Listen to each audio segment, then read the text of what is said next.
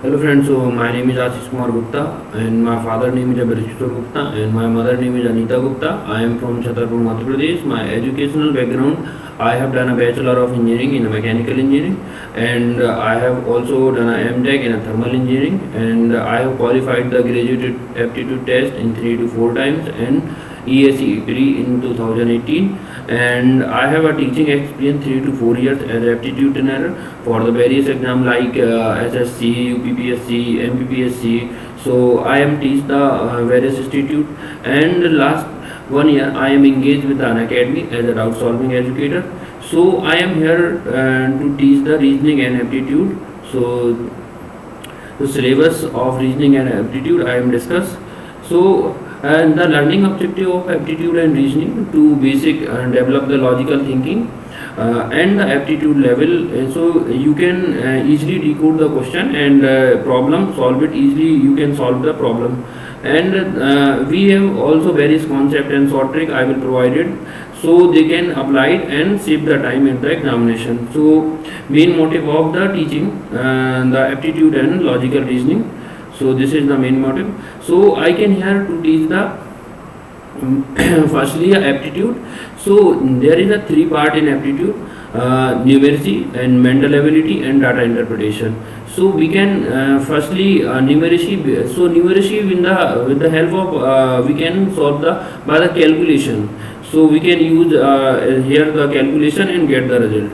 So the rule of the divisibility, the rational number क्या होता है, डेसिमल फ्रैक्शन क्या होता है, सिंप्लीफिकेशन क्या होता है, square root and cube root, numerical system, average, theory of set theory, indexes and surd, reminder theorem, ratio and proportion, LCM, SCM, percentage, ये सब चीज़ अपन इसमें न्यूमरेसी में पढ़ेंगे. ठीक है. इसके बाद अपन मेंटल एबिलिटी में मतलब यहाँ पे हम थिंकिंग मतलब जब तक हमारी थिंकिंग नहीं होगी तब तक हम उसको मतलब सॉल्व नहीं कर सकते. By the thinking and calculation दोनों चीज़ें यहाँ पे जरूरी हैं. So mental ability we can solve the boat and stream, pipe and cistern, simple interest and compound interest, है ना, और partnership, profit loss, time and work, train question, है ना, ट्रेन स्पीड एंड डिस्टेंस, है ना, ये सब permutation, combination, probability, alligation and mixture, है ना, मेंसुरेशन एंड एरिया, मतलब ये 3D ज्योमेट्री हो जाएगी, मेंसुरेशन वगैरह. और फिर उसके बाद हम देखेंगे data interpretation. Data interpretation table chart, bar chart, है ना, पाई चार्ट, और इसमें अपन देखेंगे ये प्रॉब्लम ऑन द एजेस. ये डाटा इंटरप्रिटेशन में नहीं है, प्रॉब्लम ऑन द एजेस इधर है, और क्लॉक वगैरह और ये सब चीज़ें अपन देखेंगे. इसको मैंने डाल रखा है बस, डाटा इंटरप्रिटेशन में नहीं है, प्रॉब्लम है नहीं चीज़. So we can hear and the logical reasoning. So इसमें भी 2 पार्ट हैं, एनालिटिकल एंड द लॉजिकल.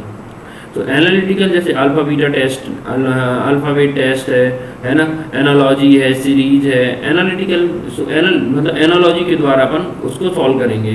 जैसे सीरीज है, नंबर सीरीज है और लेटर सीरीज है, ये सब चीज़ें यहाँ पे देखेंगे, है ना, direction and sense, coding and decoding, sitting arrangement, ब्ररेशन, है ना.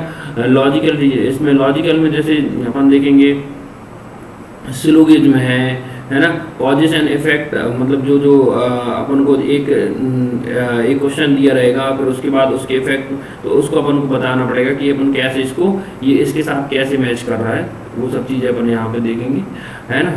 मिसिंग नंबर, कैरेक्टर, ये सब चीज़ यहाँ पे देखेंगे. ठीक है. और कुछ ये बुक्स हैं जो मैंने कि जैसे quantitative aptitude by the Abhijit Guha in 4th addition, ये भी अपन ले सकते हैं, ये अच्छी बुक है, मैंने पढ़ी है इसको, है ना. तो some question we can hear to solve it. So ये the question is from the time and work. जैसे कि उसने बोला है कि एक इंसान ए है, एक इंसान बी है, दोनों अगर इस काम को करते हैं तो एक ए जो है 20 घंटे में एक वॉल को बना सकता है एंड बी जो है 30 घंटे में, ए जो है 20 घंटे में इस वॉल को बना सकता है. But if they work together, तो उसने बोला है कि यदि वो दोनों लोग एक साथ काम करते हैं, ठीक है, तो वो 220 वर्क मतलब 220 ब्रेक कम लगाते हैं per hour and hold the wall in 15 hours. मतलब ये 20 और 30 की जगह 15 घंटे में वो काम खत्म कर देते हैं और 220 ब्रेक कम लगाते हैं। So find the number of brick in the wall, कितनी ball number of brick in the wall. तो यहाँ पे अपन को निकालना, जैसे मैंने बोला कि ये मेरा ए है, ये मेरा बी है, ठीक है। ये 20 घंटे में काम करता है ना, ये क्या करता है 20 घंटे में काम करता है, ठीक है, और ये 30 घंटे में काम करता है, ठीक। अगर इन दोनों का एलसीएम लूँ 20 और 30 का, तो ये कितना हो जाएगा 60, है ना। इन दोनों का एलसीएम कितना हो जाएगा 60, तो ये 60 हो जाएगा। तो इसमें मैं देखा कि ये मैंने मान लिया कि टोटल काम मेरा कितना होगा 60 होगा, ठीक है। उस टोटल काम को मैंने 20 से डिवाइड किया तो कितना आ जाएगा 3, मतलब ये एक दिन में कितना काम करता है 3 यूनिट, तो 20 दिन में कितना काम कर देगा 60 यूनिट। ऐसे ये एक दिन में कितना काम करेगा 2 यूनिट, तो 30 दिन में कितना काम कर देगा 60 यूनिट, क्योंकि टोटल काम 60 यूनिट है। मतलब अगर ये काम 60 यूनिट कर देगा मतलब हमारा काम खत्म हो जाएगा, ठीक है। अगर ये दोनों मिलके काम कर रहे हैं, वो बोल रहा है if they work together and 20% less break as per hours, यदि ये दोनों मिलके काम कर रहे हैं, ठीक है, ए और बी, तो ये कितने घंटे में काम खत्म कर रहा है 15 आवर्स में, है ना। अब मैं देखा कि अगर मैं इसको बोलूँ तो ये 15 आवर्स में काम खत्म करेगा, मतलब ये पर डे जो काम करेंगे ये दोनों लोग, तो ये कितने मतलब किस रेट से काम करेंगे, एक दिन में ये कितना काम करेंगे 4, दोनों मिलके, ठीक है। लेकिन एक्चुअल इफिशिएंसी देखी जाए तो 3 और 2 5, एक्चुअल इफिशिएंसी कितनी है इनकी 3 और 2 5, लेकिन काम कितना कर रही है 4। भाई ये एक दिन में 4 काम कर रहे तो वो 15 दिन में 60 काम कर सकते हैं। एक्चुअल इफिशिएंसी इनकी कितनी है 5 है ना, लेकिन काम कितना कर रहे हैं 4, मतलब ये कितना कम काम कर रहे हैं 5 - 4 1, है ना। मतलब 1 काम काय के बराबर हो जाएगा, जो हमने 220 लेस ब्रेक बनाई है, मतलब कम लगाई है, वो कितने बराबर 220 ब्रेक अपन ने जो कम लगाई हैं वॉल में, वो किसके बराबर होगा, जो ये 1 मतलब एक दिन में जो 1 काम कम कर रहे हैं उसके बराबर हो जाएंगे। तो हमें टोटल काम कितना है 60 आवर्स है ना, टोटल काम कितना है 60, तो 220 × 60 13,200 ब्रेक्स ये टोटल लगाएंगे। सो ये हमारा ये क्वेश्चन था। एक क्वेश्चन और देखते हैं।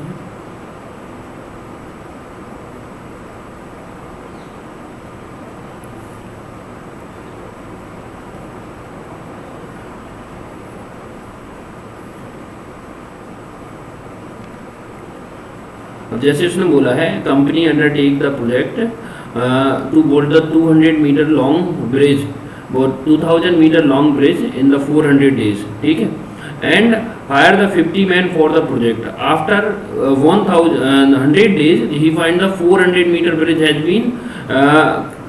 Been completed. मतलब उसने देखा कि 100 दिन के बाद उसने केवल 400 मीटर ब्रिज ही बना पाया, ठीक है। तो find the number of extra man he hire to complete the project on the time. उसको कितने ज़्यादा मतलब कितने एक्स्ट्रा मैन की ज़रूरत पड़ी to complete the project on the time, ठीक है। तो अब मैं देखूं कि उसने कितना काम किया है।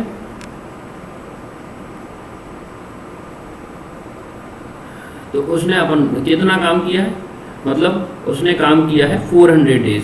टोटल काम कितना होना चाहिए 400 डेज, है ना। और कितना काम करना है उसे 200 मीटर ब्रिज बनाना है, ठीक है, और 50 इंसान है उसके पास, ठीक है।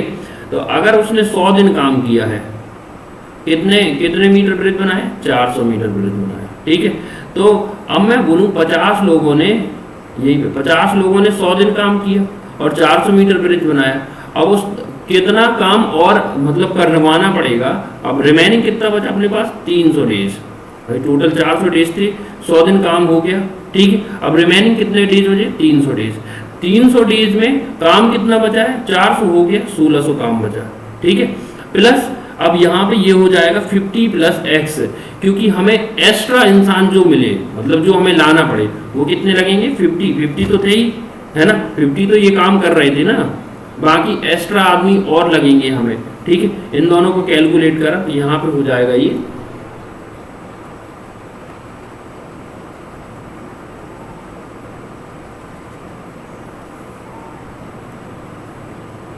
यहाँ पे हो जाएगा ये 50/3 3, ठीक है, ये हो जाएगा 16.66 एवरेज, मतलब लगभग 17 लोगों की अपन को और ज़रूरत रहेगी। So thank you for watching.